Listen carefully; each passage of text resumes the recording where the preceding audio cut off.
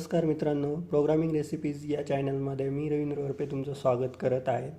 मित्रांनो, आज आपण एच टी एम एल या टेक्नॉलॉजीबद्दल बघणार आहोत. आपलं वेब टेक्नॉलॉजीमध्ये वेब डेव्हलपमेंट जी काही आपली सिरीज सुरू केलेली आहेत आपण डेव्हलपमेंटसाठी, यामध्ये तुम्ही बघितलं असेल की मागच्या व्हिडिओजमध्ये मी तुम्हाला सर्व जे काही सिलेबस आहे किंवा जो काही अजेंडा आहे आपला तो एक्सप्लेन केलेला आहे. तर आज आपल्याला त्यातला पहिला पॉईंट जो आहे किंवा पहिला टॉपिक जो आहे तर एच टी एम एल या टॉपिक वरती आज आपल्याला डिस्कशन करायचं आहे किंवा त्याच्याबद्दल आपल्याला आज बघायचं आहे. ती technology how to work out H T M L किंवा एच टी एम एल काय आहे. तर त्याच्यासाठी आपल्याला तो व्हिडिओ त्याच्याबद्दल आपल्याला जरा बघायचं आहे. तर त्यासाठी आपण वन बाय वन स्टेपने जाऊया. तर तुमचं वेळ न घालवता आपण व्हिडिओला सुरुवात करूया. तर बघा, एच टी एम एल, तर एच टी एम एल बघण्याआधी एच टी एम एलच्या काही बेसिक कन्सेप्ट असतात वेबसाईट रिलेटेड. तर त्या ज्या कन्सेप्ट आहे तर त्या आपण आधी बघून घेऊया आणि मग एच टी एम एलकडे वळूया. कारण काय असतं की काही गोष्टींसाठी एक प्री प्लॅन असतं. रेसिपीज तुम्हाला माहीतच आहे की त्यासाठी प्रिपरेशन असतं. तसं हे H T M L learn करण्याआधी काही गोष्टींचं आपल्याला प्रिपरेशन किंवा काही गोष्टींबद्दल आपल्याला थोडंसं माहीत पाहिजे. कारण ते वर्ड्स येत असतात कंटिन्युअसली जेव्हा व्हिडिओज वगैरे बनवला जातो किंवा आपण जेव्हा सेशन बघतो त्यावेळेस मग त्यावरती डाऊट्स वगैरे येतात. तर तुम्ही डाऊट्स वगैरे जे आहे ते कमेंटमध्ये विचारूच शकता. पण त्याआधी आपण काही कन्सेप्ट ज्या आहेत तर त्या क्लिअर करून घेऊया. तर बघा, पहिली जी कन्सेप्ट आहे आपली तर ती आहे वेब पेज. ओके, तर फर्स्ट पॉईंट आहे वेब पेज. आता बेसिकली वेब पेज म्हणजे काय असतं, तर वेब पेज म्हणजे एक सिम्पल डॉक्युमेंट असते की ज्यामध्ये एच टी एम एलचं टॅगिंग राईट केलेलं असतं. त्या एच टी एम एल टॅगमध्ये आपण स्क्रिप्ट, स्टाईल आणि H T M L tags ह्या सर्व गोष्टी त्या डॉक्युमेंटमध्ये राईट केल्या जातात. त्या डॉक्युमेंटला वेब पेज म्हटलं जातं. डॉक्युमेंट म्हणजे थोडक्यात आपण फाईल पण म्हणू शकतो. अशी फाईल ज्यामध्ये आपण काय केलं जातं, H T M L tag, C S S style sheet, scripting ज्यामध्ये जावा स्क्रिप्ट वगैरे असतं, ह्या पूर्ण एक कंटेनरला किंवा एका फाईलला एक एच टी एम एल एक्सटेन्शनने जेव्हा सेव्ह करतो किंवा अजून बरेच एक्सटेन्शन्स आहे प्रोग्रामिंग लँग्वेज वगैरे ते आपण पुढे जाऊन बघणार आहोत. तर एच टी एम एल एक्सटेन्शनने जेव्हा सेव्ह करतो त्यावेळेस ते होतं तुमचं एक वेब पेज. आणि त्या वेब पेजमध्ये बाकी पण कंटेंट असतात जसं इमेजेस वगैरे किंवा मग व्हिडिओज आहे, ऑडिओ आहे, व्हिडिओ फाईल्स आहे, टेक्स्ट आहे. हे सर्व कंटेंट्स असतात. त्याला कंप्लीट डॉक्युमेंटला म्हटलं जातं वेब पेज. ओके, यानंतरनं वेब पेजनंतरनं पुढचा जो पॉईंट आहे आपला किंवा पुढचा जो टॉपिक आहे तो आहे वेबसाईट. तर वेबसाईट म्हणजे काय असतं नेमकं, तर वेबसाईट म्हणजे ग्रुप ऑफ वेब पेजेस किंवा ज्याला कलेक्शन म्हणू शकतो आपण एक टेक्निकली भाषेमध्ये किंवा लँग्वेजमध्ये आपण म्हणू शकतो की कलेक्शन किंवा grouping of similar type web pages, त्याला काय म्हटलं जातं जनरली, वेबसाईट. ओके, तर जे सिमिलर टाईपचे वेब पेजेस असतात तर ते त्यांचं ग्रुपिंग केलं जातं. त्या ग्रुपिंग केलेल्या वेब पेजेसला आपण वेबसाईट म्हटलं जातं. ओके, तर त्या वेबसाईटचे भरपूर सारे प्रकार्स असतात. तर ते वन बाय वन मी काही सांगतो की काही वेबसाईट ज्या आहे तर या वेबसाईटमध्ये पहिली जी प्रकार आहे तो म्हणजे पर्सनल वेबसाईट, की जो आपण पर्सनल वेबसाईट बनवू शकतो स्वतःचा पोर्टफोलिओ वगैरे किंवा आपली इन्फॉर्मेशन ब्लॉगिंग वगैरे ह्या ज्या असतात ह्या पर्सनल वेबसाईट असतात. सेकंडरी आहे बिझनेस वेबसाईट. बिझनेस वेबसाईटमध्ये बिझनेस पोर्टफोलिओज मेंटेन केलं जातं. म्हणजे थोडक्यात कंपनीची वेबसाईट, की ती कंपनी आहे तिची प्रॉडक्ट, तिच्या सर्व्हिसबद्दलची इन्फॉर्मेशन जी आहे ती त्यावरती पुट आऊट केली जाते. त्याला म्हटलं जातं बिझनेस वेबसाईट. त्यानंतर एंटरटेनमेंट वेबसाईट जे असतात त्यामध्ये मग गेमिंग वेबसाईट असतात, यूट्यूब वगैरे. फॉर एक्झाम्पल गेमिंग वेबसाईटमध्ये त्या मोडल्या जातात. यूट्यूब हे एंटरटेनमेंटसाठी यूज केलं जातं. आपलं गाना.com आहे, अजून बरेचसे वेबसाईट्स आहे, हॉटस्टार वगैरे. हे जे असतं ते तुमचं एंटरटेनमेंटसाठी यूज होतात त्या वेबसाईट्स, त्याला म्हटलं जातं एंटरटेनमेंट टाईपच्या वेबसाईट.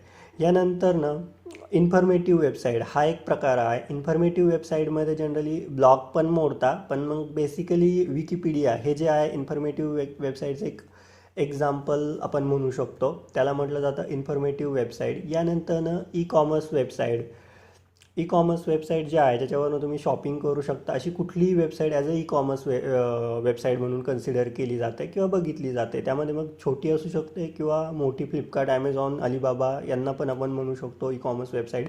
त्या तर मोठ्याच आहे, पण मग छोटी स्वतःची फर्म आहे किंवा छोटंसं काहीतरी शॉप आहे, किराणा शॉप आहे किंवा कुठलं तरी हॉटेल वगैरे आहे, ते जर ऑनलाईन सेल करत असतील तर त्याला आपण म्हटलं जातं ई कॉमर्स वेबसाईट. तर ह्या त्यामध्ये वेबसाईटचे टाईप्स आहेत. असे बरेचसे प्रकार पडतात वेबसाईट्समध्ये. एज्युकेशनल वेबसाईट आहे ज्याच्यामध्ये युडेमी वगैरे ह्या ज्या आहे एज्युकेशनल पर्पजच्या वेबसाईट्स आहे. तशा भरपूर वेबसाईट आहेत. त्याच्यामध्ये वेबसाईटचे टाईप्स आपण बघितले.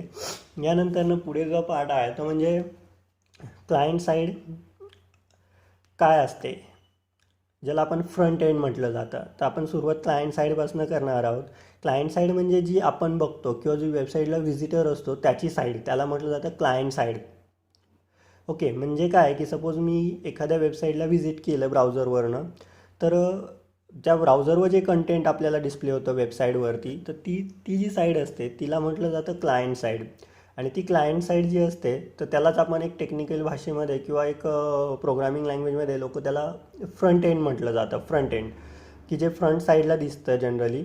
ओके, आणि सेकंड जी साईड असते ती असते तुमची सर्व्हर साईड. आणि ह्या सर्व्हर साईडमध्ये काय होतं की सर्व्हर साईडमध्ये जनरली बॅक एंड कोडिंग असतं की जी परफॉर्म करण्यासाठी, फ्रंट एंड परफॉर्म करण्यासाठी किंवा फ्रंट एंड जो असतो किंवा क्लायंट साईड असते तिचं वर्किंग होण्यासाठी बॅक साईडला काहीतरी कोडिंग राईट केलं जातं, त्याला बॅक एंड म्हटलं जातं किंवा सर्व्हर साईड म्हटलं जातं. तर सर्व्हर साईडचा जो कोड असतो तो एक जनरली प्रोग्रामिंग लँग्वेज असते.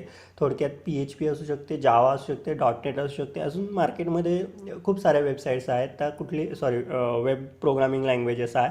त्यापैकी कुठलीही programming language he as a server side म्हणून वापरली जाते. बऱ्याचशा लँग्वेजेस मार्केटमध्ये आहे, तर ते आपण पुढे जाऊन PHPमध्ये बघणारच आहोत. तर ती सर्व्हर साईड असते ज्याला आपण बॅक एंड म्हटलं जातं.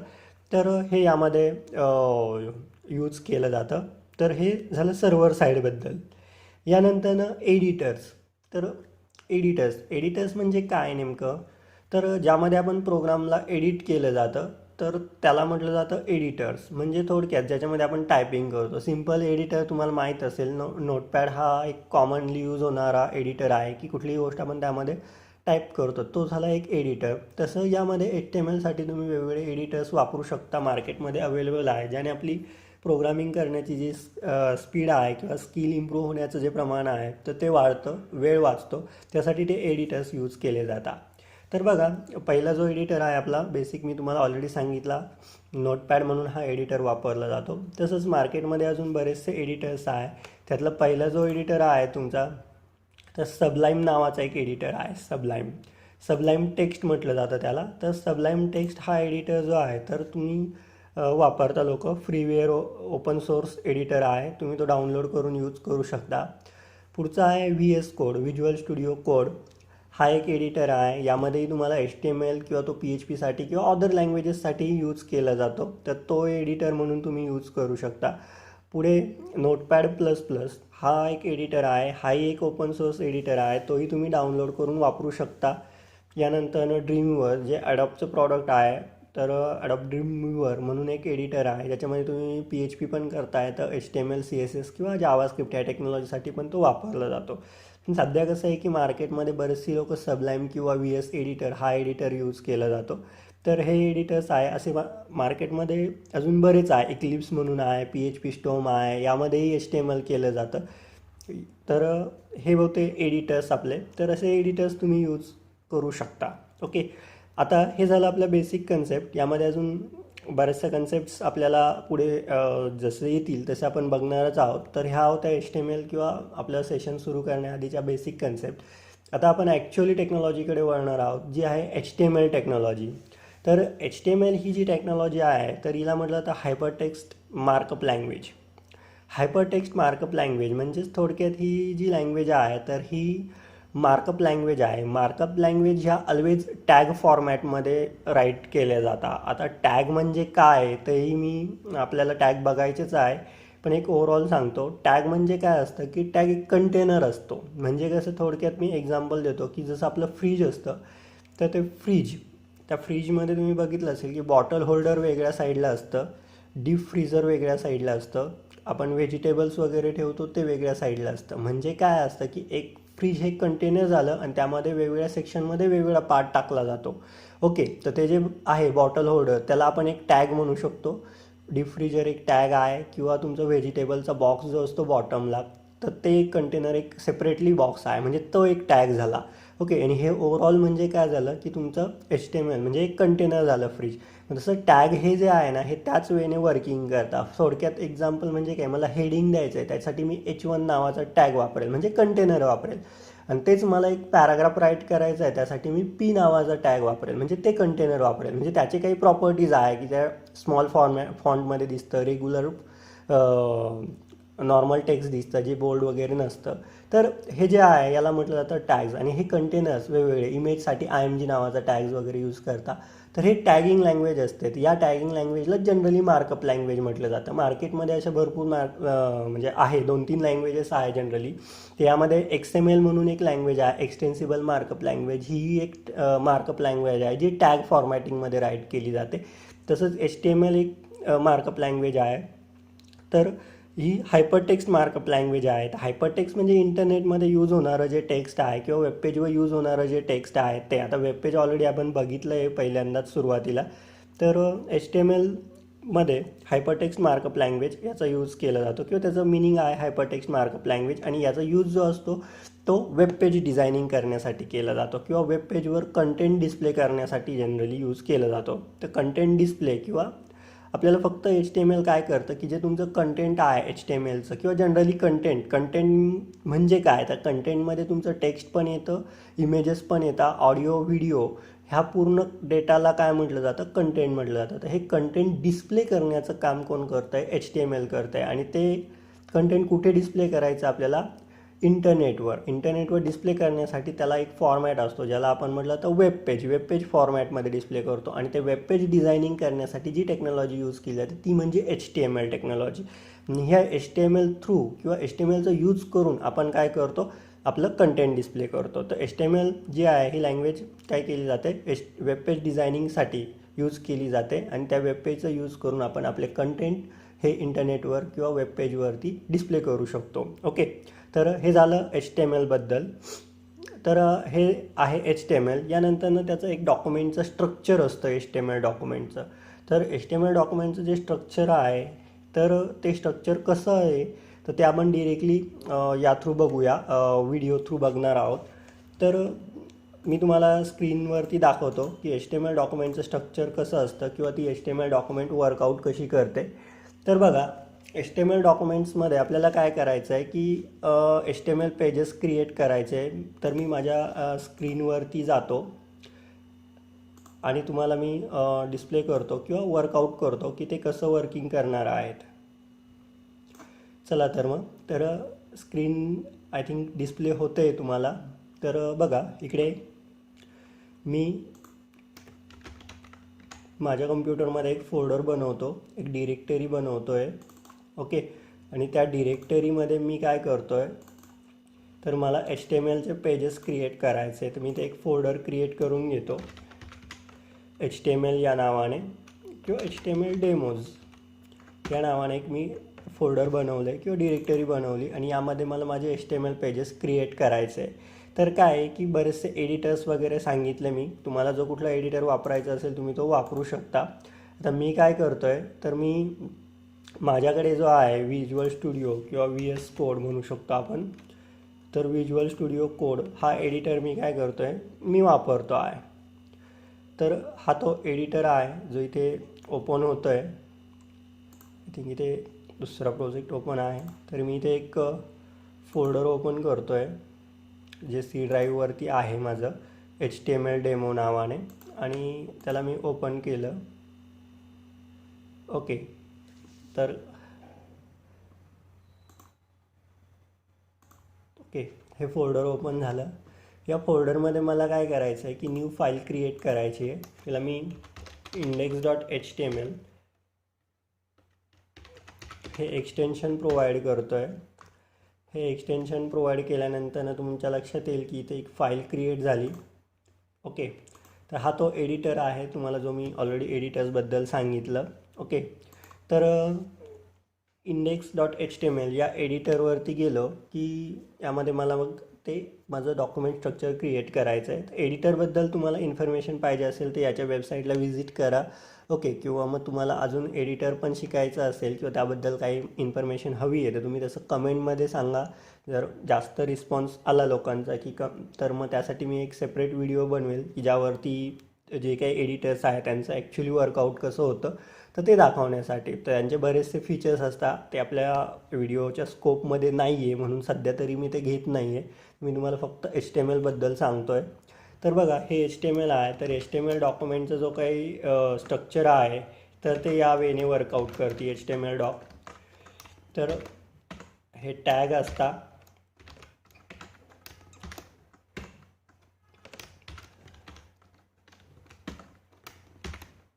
ओके. तर मी इथे पहिल्यांदा ब्लँक स्ट्रक्चर क्रिएट करून घेतो आणि मग तुम्हाला त्याबद्दल एक्सप्लेन करतो. ओके, हा जो आहे हा HTML डॉक्युमेंटचा बेसिक सिंटॅक्स आहे किंवा डॉक्युमेंटचं स्ट्रक्चर असतं. तर डॉक्युमेंटचं जे स्ट्रक्चर आहे तर ते स्ट्रक्चर वर्कआउट कसं होतं की डॉक टाईप हे ब्राउझर आयडेंटिफिकेशनसाठी यूज केलं जातं, की ब्राउझरला याच्या थ्रू कळतं की ही जी इथून खालचं या सेकंड लाईनपासून खाली किंवा या फर्स्ट लाईनच्या खालचा जो पार्ट आहे तो HTML फॉर्मॅटिंग आहे, म्हणून डॉक टाईप, डॉक्युमेंट टाईप म्हणजे या फाईलचा टाईप जो आहे तो आहे HTML म्हणजे हायपरटेक्स्ट मार्कअप लँग्वेज.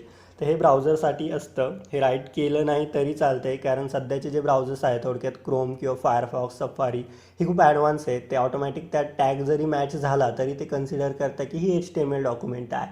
पण एक HTMLने प्रोव्हाइड केलेलं आहे की HTML सध्या आता W3 ORG या कंपनीकडे त्याचे राईट्स वगैरे आहे. तर ती ओपन सोर्स टेक्नॉलॉजी आहे सध्या तरी.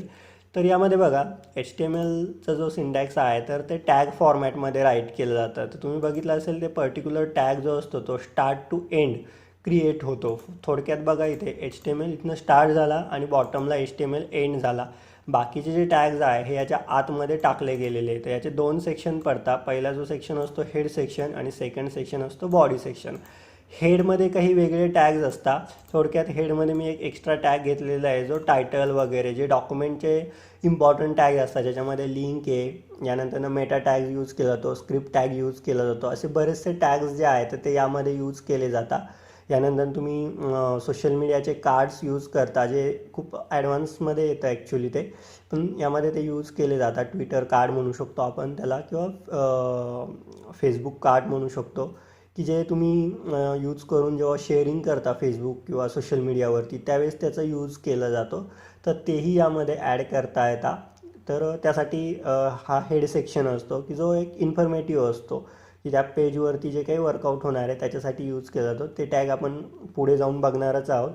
त्यानंतर पुढचा जो पार्ट आहे बॉडीमध्ये ॲक्च्युअली तुम्ही वर्कआउट करता, जो डेव्हलपर आहे, डिझायनर जो आहे, वेब डिझायनर, की जो HTMLचं कोड राईट करणार आहे, जो HTMLचे स्ट्रक्चर राईट करणार आहेत, किंवा जी काही तुमचं जे कोडिंग असेल किंवा टॅगिंग फॉर्मॅट असेल तो राईट करणार आहे, तो बॉडीमध्ये वर्किंग करतो. तर हा बॉडी टॅग असतो. यामध्ये आता महत्त्वाची दोन तीन गोष्टी आहेत, तर त्या आपण एक राईट करणार आहोत एक एक्झाम्पलमध्ये. तर यामध्ये काय होतं की तुम्ही जर बघितलं इथे, तर हा हेड टॅगमध्ये आता मी टायटल राईट केलेलं आहे. हा जो आहे आता सध्या जो आहे हा तुमचं पूर्ण एक HTML डॉक्युमेंटचं डॉक टाईपचं एक स्ट्रक्चर आहे किंवा HTML डॉक्युमेंटचं स्ट्रक्चर आहे. आता मी हेच एक्झाम्पल ॲक्च्युली जे कंटेंट टाकून राईट करतो, की मला जे कंटेंट हवं आहे, एक सिम्पल लेबल किंवा एक सिम्पल आपण हेडिंग म्हणू शकतो, ते घेऊन मला हे फक्त रनआउट करायचं आहे किंवा मला त्याचं ब्राउझरवर आउटपुट बघायचं आहे. तर ते कसं डिस्प्ले होतं आहे ते आपल्याला बघायचं आहे. त्यासाठी मी आता यात ॲडिशनल इन्फॉर्मेशन राईट करतो नवीन फाईल क्रिएट करण्याऐवजी. तर मी आताच राईट करतो आहे. तर मी इथे टाकतो आहे HTML डेमो. यानंतर ना बॉडी या सेक्शनमध्ये मी आता सुरुवात करणार. तर मी आता पहिल्यांदा काय करतो आहे, H1 टॅग यूज करतो आहे माझा. हा हेडिंग टॅग असतो. हे टॅग आपण इन डिटेलिंग नेक्स्ट व्हिडिओजमध्ये ऑल टॅग्स आपल्याला बघायचेच आहे. तर त्याआधी आपण फक्त इथपर्यंत बघतो आहोत की यामध्ये वर्किंग कसं होतं आहे. Okay, hello HTML.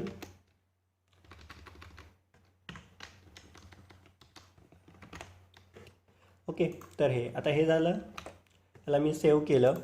आता बघा, इथनं हेड टॅग स्टार्ट झाला टू हेड टॅग एंड झाला इथे. ओके, तर टॅगमध्ये मी एक एक्झाम्पल दाखवतो तुम्हाला. तर एव्हरी टॅग जो असतो तो या फॉर्मॅटमध्ये राईट करतात, टॅग आणि end with slash tag. Okay, तर ह्या स्लॅशने तो काय केला जातो, एंड केला जातो आणि याच्या आतमध्ये कंटेंट राईट केलं जातं. तर आता बघा, मी मार्कअप लँग्वेजबद्दल सांगितलं. तर मार्कअप लँग्वेज ह्या टॅगिंग फॉर्मॅटमध्ये राईट केल्या जातात.